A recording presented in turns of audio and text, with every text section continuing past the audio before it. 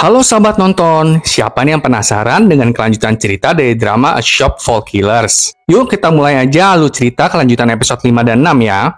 Sekarang kita melihat Jungmin mendatangi Jinman dan berharap bisa dipekerjakan untuk pekerjaan paruh waktu di tempat Jinman. Kemudian kita bergeser kembali ke masa sekarang ketika Jungmin menyandara Jian. Jungmin juga menerima perintah untuk membunuh Jian. Di sana, Jian mulai mencoba untuk mengalihkan perhatian Jungmin. Adegan lalu berpindah ketika Jungmin mendiskusikan situs Murder Hub dengan temannya. Rupanya, Jungmin baru saja keluar dari militer. Temannya merasa tidak ada gunanya memikirkan situs tersebut. Namun, Jungmin terus bertanya tentang situs yang dianggapnya mencurigakan.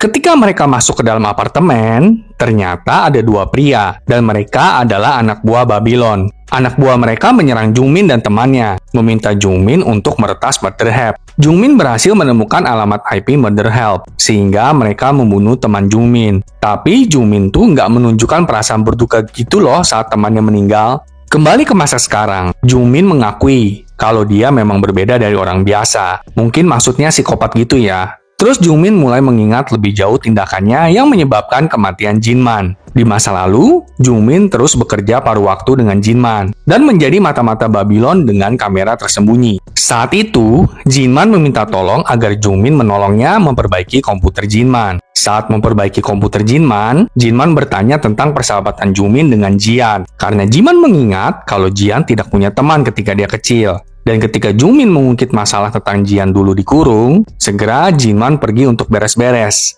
Dan di sanalah Jungmin berhasil meretas situs web Jinman. Namun dia tertangkap kamera Jinman yang dilihat oleh Brother. Akhirnya, Jungmin menunjukkan rekaman CCTV folder 0404 kepada Jian pada hari Jinman meninggal. Rekaman itu dimulai dari Jinman yang menangkap Jungmin. Setelah itu, Jinman masuk ke kamar mandi.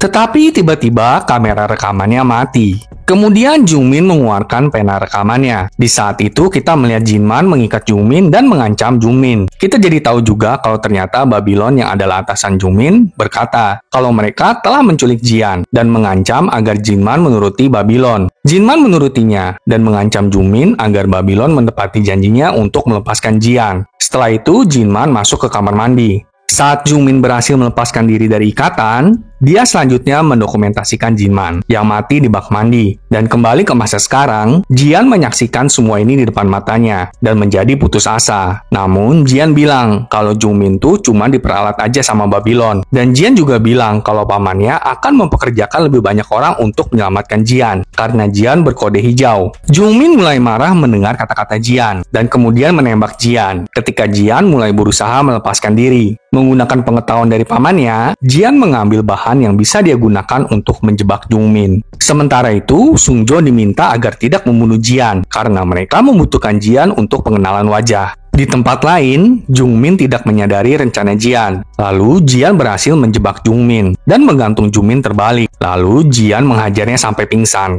Saat bawahan Babylon bersiap untuk menyerang rumah Jinman menggunakan senjata mesin yang canggih, Minye dan Brother menyerang balik mereka menggunakan senjata yang Jinman sembunyikan di rumahnya. Lalu mereka menutup rumah tersebut dengan menggunakan penutup yang kuat. Tapi senjata canggih berhasil menghalangi penutupan rumah. Dengan memanfaatkan ruang yang tersisa, para pembunuh mulai memasuki rumah. Pada saat yang sama, Jinman meninggalkan Jian dengan dua pilihan dalam buku panduan Murder Hub. Pilihan pertama, Jian bisa melarikan diri dari pintu belakang dan memulai hidup baru. Atau pilihan kedua, melindungi tempat itu dan orang-orang yang telah berjuang untuknya. Kembali ke Minye dan Brother. Untungnya, Minye berhasil membunuh sebagian besar dari para pembunuh itu. Dan Jian akhirnya memilih pilihan kedua. Dia juga bergabung dengan Brother dan Minye. Meski salah satu pembunuh selamat dan menyerang Jian, Pasin datang tepat pada waktunya untuk menyelamatkan Jian. Pasin lalu meminta Jian untuk bersiap melawan Bell yang telah membunuh kedua orang tuanya. Sementara itu, Bell berdiri di depan layar yang dipenuhi kamera CCTV yang berisi rekaman rumah Jinman.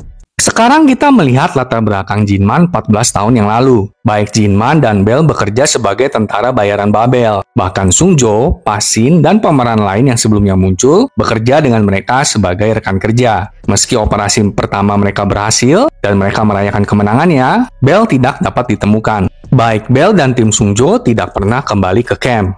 Di tempat lain, Bell ada di ruangan, di mana dia melihat dua warga sipil, sepasang suami istri, memintanya untuk menyelamatkan putra mereka. Namun, Bell malah menembak pasutri itu. Seorang rekan yang pergi mencari Bell memergoki Bell melakukan aksi tersebut. Dan saat Sung Jo memasuki ruangan, Sung Jo malahan menembak rekannya itu. Jin Man yang sedang mencari mereka akhirnya menemukan mereka dan menanyakan tentang rekan mereka yang telah meninggal. Dan tentu saja, Sung Jo berbohong. Namun, ketika seorang anak muncul sambil memegang senjata, Bell langsung menembak dan membunuh anak itu. Lalu berkata, kalau tidak boleh, ada saksi mata. Sekarang kita melihat sebuah persidangan di mana Bell sedang diadili karena dituduh membunuh 9 warga sipil. Namun, Sung Jo dan Jin Man bersaksi mendukung Bell. Mereka mengaku tidak melihat Bell membunuh warga sipil, sehingga pada akhirnya Bell dibebaskan. Setelah itu, Jin Man meminta kepada pimpinannya Lee Yong Han untuk tidak mengikutsertakan Bell dalam operasi selanjutnya. Saat perjalanan pulang setelah menyelesaikan misi, di pesawat, karena dipicu oleh tindakan Sung Jo dan Pasin terlibat pertengkaran. Tapi ketika Bell menyuruh Sung Jo untuk berhenti, Sung Jo langsung menurutinya. Ketika Jin Man meminta Yong Han untuk menghormati permintaannya agar nggak setim lagi sama Bell, Yong Han mengatakan bahwa atasan mereka yang paling tinggi menginginkan Jin Man dan Bell untuk bekerja sama. Operasi kedua mengharuskan kelompok tersebut membawa pemasok obat terbesar ke Tiongkok dari Laos. Sebelum kelompok tersebut memulai operasi, Jin Man memperingatkan Bell untuk tidak mengulangi perilakunya dan menyerahkan warga sipil yang tak bersenjata ke polisi. Meski Bell setuju, tapi dalam prosesnya, Bell tetap saja membunuh warga sipil. Sementara itu, Jin Man dan Pasin berhasil menyelesaikan misi dan mencari anggota kelompok lainnya. Gak sampai di sana, Bell ngebom beberapa wanita yang adalah warga sipil di sebuah kamar yang telah ditemukan oleh Sung Jo. Jin Man kemudian mengetahui kalau Bell telah membunuh lebih banyak warga sipil. Jin Man menjadi sangat marah dengan kelakuan bejat Bell. Jin Man berjanji akan melaporkan Bell ke tim inspeksi. Jin Man memerintahkan semua orang untuk menyelesaikan pengeboman gedung dan pergi. Ketika sedang memasang bom, Jin Man menemukan seorang wanita. Dialah Min Ye. Dan setelah menyuruh timnya pergi, dia kembali lagi ke gedung untuk menyelamatkan Min Ye.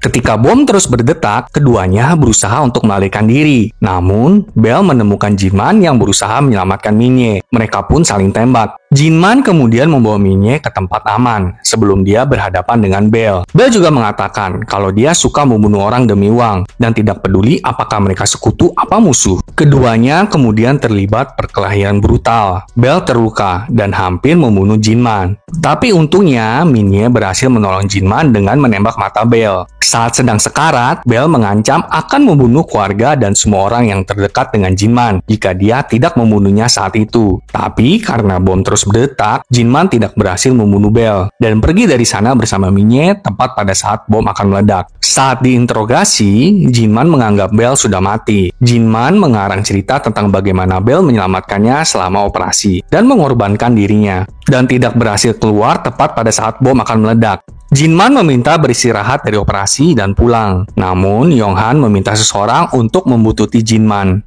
Tim berduka atas kematian Bell dengan cara membakar barang-barangnya. Di sana juga Jin Man berpamitan dengan anggota timnya. Saat di halte bus, Jin Man menyadari kalau sepertinya dia dibuntuti. Tapi pada akhirnya Jin Man sampai di rumah dan bertemu dengan keluarganya, termasuk keponakannya Jian. Di tempat lain, saat Sung Jo sedang latihan menembak, Sung Jo tiba-tiba dihampiri oleh seseorang pria, dan itulah kembalinya Bell. Wah, nggak nyangka ya kalau minggu depan adalah episode terakhir dari A Shop for Killers nih sahabat nonton. Mau tahu gimana endingnya? Nantikan minggu depan ya sahabat nonton. Sampai jumpa!